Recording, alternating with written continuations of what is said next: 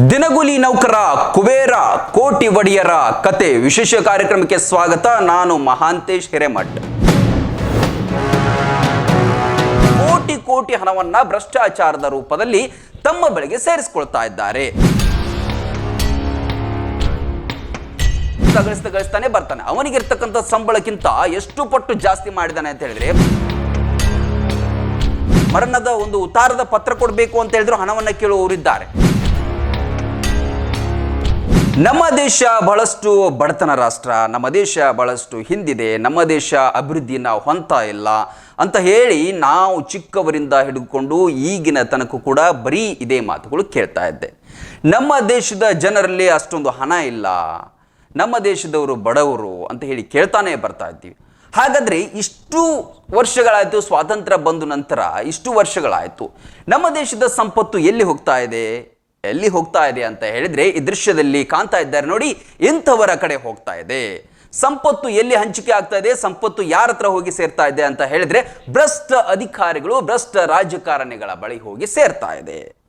ಇಲ್ಲಿ ಹೇಳ್ತಾ ಇರುವಂತಹ ವಿಷಯ ಏನು ಅಂತ ಹೇಳಿದ್ರೆ, ದಿನಗೂಲಿ ನೌಕರರಾದವರು ಅಥವಾ ಇತ್ತೀಚೆಗೆ ಸರ್ಕಾರಿ ನೌಕರಿಗೆ ಸೇರಿದಂಥವರು ತಮ್ಮ ಸಂಪಾದನೆಯನ್ನು ಕೂಡ ಮೀರಿ ಕೋಟಿ ಕೋಟಿ ಹಣವನ್ನ ಭ್ರಷ್ಟಾಚಾರದ ರೂಪದಲ್ಲಿ ತಮ್ಮ ಬಳಿಗೆ ಸೇರಿಸಿಕೊಳ್ತಾ ಇದ್ದಾರೆ. ಬಹಳಷ್ಟು ಚಿನ್ನ ಮಾಡ್ತಾ ಇದ್ದಾರೆ, ಮನೆಗಳನ್ನು ಮಾಡ್ತಾ ಇದ್ದಾರೆ, ಹಣವನ್ನು ಗಳಿಸ್ತಾ ಇದ್ದಾರೆ. ತನ್ನ ಹೆಸರಿಗಲ್ಲದೆ ತನ್ನ ಹೆಂಡತಿಗೆ, ಮಕ್ಕಳಿಗೆ, ತನ್ನ ತಂದೆ ತಾಯಿಗಳಿಗೆ, ಸಂಬಂಧಿಕರಿಗೆ ಮಾಡ್ತಾ ಇದ್ದಾರೆ. ಈ ಮೂಲಕವಾಗಿ ನಮ್ಮ ದೇಶ ಎಲ್ಲಿಂದ ಉದ್ಧಾರ ಆಗುತ್ತೆ? ಸಾಧ್ಯನೇ ಇಲ್ಲ. ಬಡವರು ಬಡವರಾಗೇ ಉಳಿತಾರೆ, ಶ್ರೀಮಂತರು ಮತ್ತಷ್ಟು ಶ್ರೀಮಂತರಾಗ್ತಾನೆ ಹೋಗ್ತಾರೆ ಅನ್ನುವಂಥ ಒಂದು ಮಾತಿದೆ ಅಲ್ವಾ, ಅದೇ ರೀತಿ ಕೂಡ ಇಲ್ಲಿ ಆಗ್ತಾ ಇದೆ. ಈ ದೃಶ್ಯದಲ್ಲಿ ಕಾಣ್ತಾ ಇರುವ ಗಂಡಸಿನ ಹೆಸರು ಅಜಯ್ ಸಿಂಗ್ ರಜಪೂತ್ ಅಂತ ಹೇಳಿ. ಈತ 1992ರಲ್ಲಿ ದಿನಗೂಲಿ ನೌಕರನಾಗಿ ಒಂದು ಕಡೆ ಕೆಲಸಕ್ಕೆ ಸೇರ್ತಾನೆ, ಒಂದು ಇಲಾಖೆಯಲ್ಲಿ. ಇವತ್ತು ಅವನು 2008ರ ಹೊತ್ತಿಗೆ ಕಾಯಂ ನೌಕರನಾಗಿ ಸೆಲೆಕ್ಟ್ ಆಗ್ತಾನೆ. ಎಲ್ಲಿ? ಬೆಳಗಾವಿಯ ನಗರಾಭಿವೃದ್ಧಿ ಕೋಶದ ಅಡಿಯಲ್ಲಿ ಅಥವಾ ನಗರಾಭಿವೃದ್ಧಿ ಇಲಾಖೆಯಲ್ಲಿ ಸೇರ್ತಾನೆ. ಅವಾಗಿಂದ ಹಿಡಿದುಕೊಂಡು ಆತ ಹಣವನ್ನು ಗಳಿಸ್ತಾನೆ ಬರ್ತಾನೆ. ಅವನಿಗಿರ್ತಕ್ಕಂಥ ಸಂಬಳಕ್ಕಿಂತ ಎಷ್ಟು ಪಟ್ಟು ಜಾಸ್ತಿ ಮಾಡಿದಾನೆ ಅಂತ ಹೇಳಿದ್ರೆ, ಬರೋಬ್ಬರಿ 14 ಮನೆಗಳನ್ನು ಮಾಡಿದಾನೆ, ಕೆಜಿ ಗಟ್ಟಲೆ ಚಿನ್ನವನ್ನ ಮಾಡಿದಾನೆ, ಡೈಮಂಡ್ ನಕ್ಲೆಸ್, ವಜ್ರದ ಉಂಗುರಗಳು, ಇಷ್ಟೆಲ್ಲ ಸೇರಿ ಅಪಾರವಾದಂಥ ಆಸ್ತಿಯನ್ನು ಸಂಪಾದನೆ ಮಾಡಿದ್ದಾರೆ. ಇವನ ಮೇಲೆ ಲೋಕಾಯುಕ್ತರು ದಾಳಿಯನ್ನ ಮಾಡಿ ಇದೀಗ ಈ ವಿಷಯ ಹೊರಗೆ ಬಂದಿದೆ. ಈ ದೃಶ್ಯದಲ್ಲಿ ಇನ್ನೊಂದು ಲೇಡಿ ಕಾಣ್ತಾ ಇದ್ದಾರೆ. ಈ ಲೇಡಿ ಹೆಸರು ಶಾಂತಿ ಅಂತ ಹೇಳಿ. ಇವಳು ಆಂಧ್ರ ಪ್ರದೇಶದ ವಿಜಯವಾಡದಲ್ಲಿ ಒಂದು ಸರ್ಕಾರಿ ನೌಕರಿಯಲ್ಲಿ ಇರ್ತಕ್ಕಂಥ ಮಹಿಳೆ. ಯಾವುದೋ ಒಂದು ಮುಜರಾಯಿ ಇಲಾಖೆಯಲ್ಲಿ ಇವಳು ಕೆಲಸವನ್ನು ಮಾಡ್ತಾಳೆ. ಇವಳ ಹತ್ರ ಕೂಡ ಕೋಟಿ ಕೋಟಿ ಹಣ, ಚಿನ್ನ, ಮನೆಗಳು ಎಲ್ಲ ಕೂಡ ಸಿಕ್ಕಿದೆ. ಅಲ್ಲದೆ ಬ್ಯಾಂಕ್ ಖಾತೆಗಳಲ್ಲಿ ಕೂಡ ಬಹಳಷ್ಟು ಹಣ ಕೂಡ ಸಿಕ್ಕಿದೆ. ಹೀಗೆ ಇಬ್ರು ಇದು ಕೇವಲ ಉದಾಹರಣೆಗಳಷ್ಟೇ. ಇಂತಹ ಅದೆಷ್ಟೋ ಅಧಿಕಾರಿಗಳಿದ್ದಾರೆ. ಒಂದು ಮನೆ ಕಟ್ಟಬೇಕಾದ್ರೆ ಸಾಕು ಹಣವನ್ನು ತೆಗೆದುಕೊಳ್ಳುವವರಿದ್ದಾರೆ, GPS ಮಾಡಬೇಕಾದ್ರೂ ಹಣ ತೆಗೆದುಕೊಳ್ಳುವವರಿದ್ದಾರೆ. ಕೊನೆಗೆ ಸತ್ತ ಹೆಣದ ಮೇಲೆಯೂ ಕೂಡ ಏನಾದರೂ ಮರಣ ಮಾಡಬೇಕು, ಮರಣದ ಒಂದು ಉತ್ತಾರದ ಪತ್ರ ಕೊಡಬೇಕು ಅಂತ ಹೇಳಿದ್ರು ಹಣವನ್ನು ಕೇಳುವವರಿದ್ದಾರೆ. ಹೀಗಾಗಿ ಎಲ್ಲ ಜನಪ್ರತಿನಿಧಿಗಳು, ಎಲ್ಲ ಅಧಿಕಾರಿಗಳು ಬಹುತೇಕವಾಗಿ ಇವತ್ತು ಒಂದೇನಾದ್ರೂ ಕೆಲಸ ಆಗ್ಬೇಕಿತ್ತು ಹೇಳಿದ್ರೆ ಅಲ್ಲಿ ಹಣ ಇಲ್ಲದೆ ಏನೂ ಆಗೋದಿಲ್ಲ. ಇದು ಎಲ್ಲ ರಾಜಕಾರಣಿಗಳಿಗೂ ಗೊತ್ತು, ಎಲ್ಲ ಸರ್ಕಾರಿ ಅಧಿಕಾರಿಗಳಿಗೂ ಗೊತ್ತು, ಭ್ರಷ್ಟಾಚಾರ ನಿಗ್ರಹ ದಳದವರಿಗೂ ಗೊತ್ತು, ಲೋಕಾಯುಕ್ತರಿಗೂ ಗೊತ್ತಿದ್ರು ಕೂಡ ಏನು ಮಾಡ್ತಾರೆ ಅಂತ ಹೇಳಿದ್ರೆ ದಾಳಿಯನ್ನ ಮಾಡ್ತಾರೆ.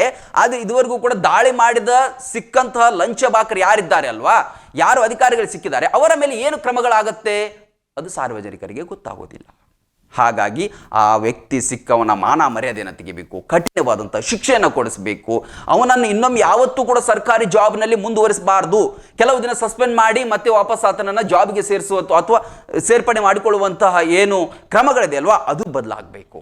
ಹಾಗಾಗಿ ಯಾವ ಅಭಿವೃದ್ಧಿ ಕೂಡ ಆಗೋದಿಲ್ಲ. ಗ್ರಾಮ ಪಂಚಾಯತ್ಗಳಿಂದ ಹಿಡಿದುಕೊಂಡು ಅದು ದೇಶದ ತನಕ ಕೂಡ ಇದ್ರೂ ಕೂಡ ಇದೇ ರೀತಿ ಮಾಡ್ತಾ ಹೋದರೆ ಯಾವ ಅಭಿವೃದ್ಧಿನೂ ನಮ್ಮಲ್ಲಿ ಆಗೋದಿಲ್ಲ. ಹಾಗೆ ಬಡವರು ಬಡವರಾಗಿಯೇ ಉಳಿತಾರೆ, ಶ್ರೀಮಂತರು ಆಗ್ತಾನೆ ಹೋಗ್ತಾರೆ. ಇದು ಎಲ್ಲ ಕಡೆ ಇದೆ. ನಾವು ಹಾಗಾದರೆ ಸುದ್ದಿ ಮಾಡೋದು ಬಿಟ್ಟು ಬಿಡೋದಾ? ಇಲ್ಲ. ಕ್ರಮಗಳು ಯಾರಿಂದ ಯಾರ ಮೇಲೆ ಆಗಬೇಕು ಅಂತೇಳಿ ದಿಟ್ಟವಾಗಿ ಹೇಳುವಂಥ ಕೆಲಸಗಳಾಗಬೇಕು. ನಾವು ಕೂಡ ಏನಾದರೂ ಎಂಜಲ್ ಸಲುವಾಗಿ ಏನಾದರೂ ಕಾಸು ಕೊಟ್ಟರೆ ಸುಮ್ಮನಾಗುವಂಥ ಕೆಲಸಗಳನ್ನ ಅದೆಷ್ಟೋ ಜನ ಮಾಡ್ತಾ ಇದ್ದಾರೆ. ಜಸ್ಟ್ ಇದು ಇವರಿಬ್ಬರ ಉದಾಹರಣೆ ಅಷ್ಟೇ ಅಲ್ಲ, ಎಲ್ಲ ಅಧಿಕಾರಿ ವರ್ಗದವರು ಅಂದರೆ ಬಹುತೇಕ ಎಲ್ಲೋ ಪ್ರಾಮಾಣಿಕರು ಇದ್ದಾರೆ. ಇನ್ನೊಬ್ರು ವಿಜಯಪುರದಲ್ಲಿ ಸೀತಾರಾಮ್ ಲಮಾಣಿ ಎನ್ನುವಂತಹ PSI ಇರ್ತಾರೆ. ಆ PSI ಕೂಡ ನನ್ನ ಮೇಲಾಧಿಕಾರಿಗಳು ನನಗೆ ಲಂಚ ತೆಗೆದುಕೋ, ಅದರಲ್ಲಿ ನಮಗೂ ಕೂಡ ಕಮಿಷನ್ ಕೊಡು ಅಂತ ಹೇಳಿ ಆತನ ಮೇಲೆ ಒತ್ತಡ ಹಾಕಿದ್ರಿಂದಾಗಿ ಆತ ನನಗೆ ಕೆಲಸವನ್ನು ಮಾಡೋದಕ್ಕೆ ಆಗ್ತಾ ಇಲ್ಲ, ನನಗೆ ದಯಾಮರಣವನ್ನು ಕೊಟ್ಟು ಬಿಡಿ ಅಂತ ಹೇಳಿ ಅಳಲು ತೋಡ್ಕೊಂಡಿದ್ದಂಥ ಘಟನೆ 2 ದಿನಗಳ ಹಿಂದೆ ನಡೆದಿದೆ. ಹಾಗಾಗಿ ಸೇವೆ ಮಾಡುವಾಗ ಭಾರತಾಂಬೆಯ ಮೇಲೆ, ಸಂವಿಧಾನದ ಮೇಲೆ ಪ್ರತಿಜ್ಞೆಯನ್ನು ಮಾಡಿ ನಾನು ಪ್ರಾಮಾಣಿಕವಾಗಿ ನಿಷ್ಠಾವಂತನಾಗಿ ಕೆಲಸ ಮಾಡ್ತೇನೆ ಅಂತ ಹೇಳಿದಂತಹ ಅಧಿಕಾರಿಗಳು ಕೂಡ ಎಷ್ಟೋ ಜನ ಬದಲಾಗಿದ್ದಾರೆ. ಹಾಗಾಗಿ ಎಲ್ಲರೂ ಕೂಡ ಲಂಚಬಾಕರೆ ಆಗ್ತಾ ಹೋದರೆ ದೇಶ ಯಾವಾಗ ಉದ್ಧಾರ ಆಗುತ್ತೆ? ಲೋಕಾಯುಕ್ತರು ಅರೆಸ್ಟ್ ಮಾಡಿದಂಥವರಿಗೆ ಕ್ರಮಗಳನ್ನು ಕೈಗೊಳ್ಳಿ, ಬಿಸಿಯನ್ನು ಮುಟ್ಟಿಸಿ. ಪ್ರತಿ ತಾಲೂಕಿನ ಪ್ರದೇಶದಲ್ಲಿ, ಅದು ನಗರಸಭೆ ಇರಲಿ, ತಾಲೂಕ್ ಪಂಚಾಯತಿ ಇರಲಿ, ಪಂಚಾಯತಿ ಇರಲಿ, ಎಲ್ಲ ಕೂಡ ದಾಳಿ ಮಾಡಿ. ಕೆಲಸ ಇಲ್ಲ, ದಾಳಿ ಮಾಡಿ. ಆಗ ಎಲ್ಲವೂ ಕೂಡ ಹೊರಗೆ ಬಂದೇ ಬರುತ್ತೆ. ಆಗ ಜನರಿಗೆ ನಿಮ್ಮ ಮೇಲೆ ವಿಶ್ವಾಸ ಬರುತ್ತೆ. ಇದಾಗಿತ್ತು ಇವತ್ತಿನ ವಿಶೇಷ. ಲೇಟೆಸ್ಟ್ ಸುದ್ದಿಗಳಿಗಾಗಿ ನೋಡ್ತಾ ಇರಿ ರನ್ ಟಿವಿ. ಇದು ಸಾಮಾಜಿಕ ಚಿಲುಮೆ. ನರ್ಸರಿಯಿಂದ PUC ವರೆಗೆ ಗುಣಮಟ್ಟದ ಶಿಕ್ಷಣಕ್ಕೆ ದಿ ಬೆಸ್ಟ್ ಕೊನ್ನೂರು ಶಿಕ್ಷಣ ಸಂಸ್ಥೆ LT. ವಿಶಾಲವಾದ ಕ್ಯಾಂಪಸ್, ಡಿಜಿಟಲ್ ಕ್ಲಾಸ್ ರೂಮ್, ನುರಿತ ಬೋಧಕರು, ಕಂಪ್ಯೂಟರ್ ಪ್ರಯೋಗಾಲಯಗಳು, ಹಾಸ್ಟೆಲ್, ಸ್ಕೂಲ್ ಬಸ್ ಸೌಲಭ್ಯಗಳನ್ನು ಒಳಗೊಂಡಿದೆ. ಹೈಸ್ಕೂಲ್ ಮಟ್ಟದಲ್ಲೇ JEE, NEET, KCET ಪರೀಕ್ಷೆಗಳಿಗೆ ಕೋಚಿಂಗ್ ನೀಡಲಾಗುತ್ತೆ. ಪಠ್ಯೇತರ ಚಟುವಟಿಕೆಗಳಾದ ಸಾಂಸ್ಕೃತಿಕ, ಕ್ರೀಡೆ, ಶಿಸ್ತಿಗೂ ಹೆಸರಾಗಿದೆ. ಅನಿಲ್ ಕುಂಬ್ಳೆ ಸ್ಪೋರ್ಟ್ಸ್ ಅಕಾಡೆಮಿಯ 10 ವೀಕ್ ಸ್ಪೋರ್ಟ್ಸ್ ತರಬೇತುದಾರರಿಂದ ಕೋಚಿಂಗ್ ನೀಡಲಾಗುತ್ತೆ. ಇದು ಏಕೈಕ ರೂರಲ್ CBSE ಸ್ಕೂಲ್. ಅಷ್ಟೇ ಅಲ್ಲ, ಇದು ರೆಸಿಡೆನ್ಷಿಯಲ್ CBSE ಸ್ಕೂಲ್. ಕೈಗೆಟುಕುವ ದರದಲ್ಲಿ ಗುಣಮಟ್ಟದ ಶಿಕ್ಷಣಕ್ಕೆ ಮೊದಲ ಆದ್ಯತೆ. ಈಗಾಗಲೇ ದಾಖಲಾತಿಗಳು ಆರಂಭವಾಗಿವೆ. ನಿಮ್ಮ ಮಕ್ಕಳ ಭವಿಷ್ಯ ನಿರ್ಮಾಣವೇ ನಮ್ಮ ಗುರಿ. ರನ್ ಟಿವಿ ನ್ಯೂಸ್ ವಿಡಿಯೋಸ್ ನೋಡಲು ಸಬ್ಸ್ಕ್ರೈಬ್ ಮಾಡಿ, ಬೆಲ್ ಐಕಾನ್ ಪ್ರೆಸ್ ಮಾಡಿ.